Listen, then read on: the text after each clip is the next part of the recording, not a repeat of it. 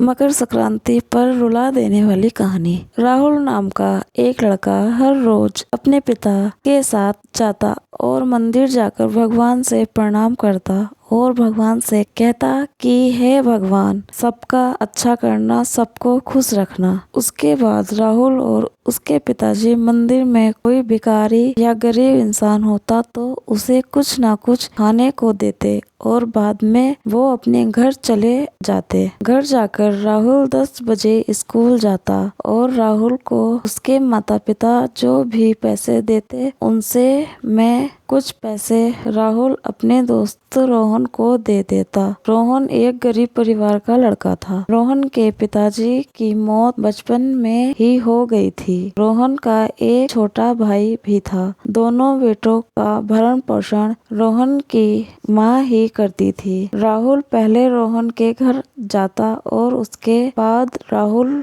और रोहन दोनों साथ साथ स्कूल में जाते थे। लेकिन एक दिन की बात है, राहुल हर रोज की तरह अपने पिताजी के साथ मंदिर जाता है और घर वापस आकर अपने पिताजी से कहता है कि पिताजी, आज मुझे स्कूल में टीचर ने फीस लेकर आने को कहा है। तभी राहुल के पिताजी उसे 1000 रुपए देते हैं और कहते हैं कि ये लो राहुल, अपनी स्कूल फीस भर देना। फीस लेकर राहुल रोहन के घर जाता है। तभी राहुल कहता है कि रोहन का छोटा भाई जोर जोर से रो रहा था और उसकी माँ उसे मार रही थी। तभी राहुल ने कहा कि क्यों आप मार रहे हो? तभी रोहन की माँ राहुल से कहती है कि देखो ना बेटा, मकर संक्रांति नजदीक आने पर है। ये पतंग और मांझा लेने की जिद कर रहा है। मेरे पास जो भी पैसे मैंने बचाकर रखे थे वो सभी मैंने रोहन को फीस भरने के लिए दे दिए। अभी मेरे पास घर चलाने के भी पैसे नहीं हैं। राहुल रोहन के छोटे भाई को देखता ही रहता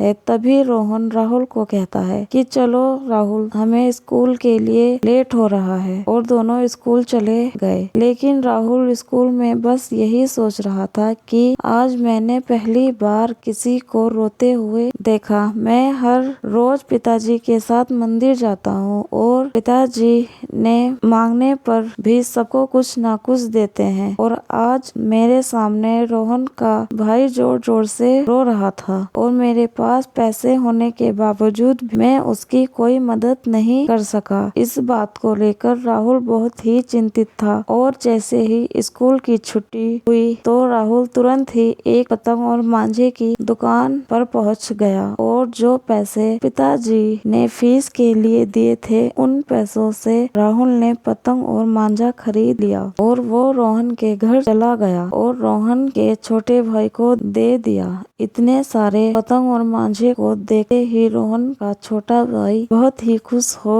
गया और अपनी माँ से कहने लगा कि देखो माँ, राहुल मेरे लिए इतने सारे पतंग और मांझे लेकर आया है। ये सब देखकर रोहन की माँ की आंखों में आंसू आ गए और उन्होंने राहुल को गले लगा लिया और कहा कि भगवान ऐसा बेटा सबको दे। राहुल के चेहरे पर एक अलग प्रकार की स्माइल थी। वो अंदर ही अंदर बहुत खुश था क्योंकि इतनी खुशी आज तक उसने कभी महसूस ही नहीं की थी। जब राहुल घर पहुंचा तो उसने अपने पिताजी को सब कुछ सच सच बता दिया। तभी राहुल के पिताजी ने अपनी पत्नी को बुलाया और कहा कि आज मुझे अपने आप पर गर्व है कि मुझे राहुल जैसा बेटा मिला। मैं बस भगवान से एक ही प्रार्थना करता हूँ कि भगवान ऐसा बेटा सबको दे जो दूसरों दुख को अपना दुख समझे। कहानी की सीख, इंसान को दूसरे इंसानों की खुशी में अपनी खुशी ढूंढनी चाहिए और दूसरे के दुखों को अपना दुख मानना चाहिए और जरूरतमंदों की सेवा करना चाहिए क्योंकि दुनिया की असली खुशी किसी को मदद करने से ही मिलती है।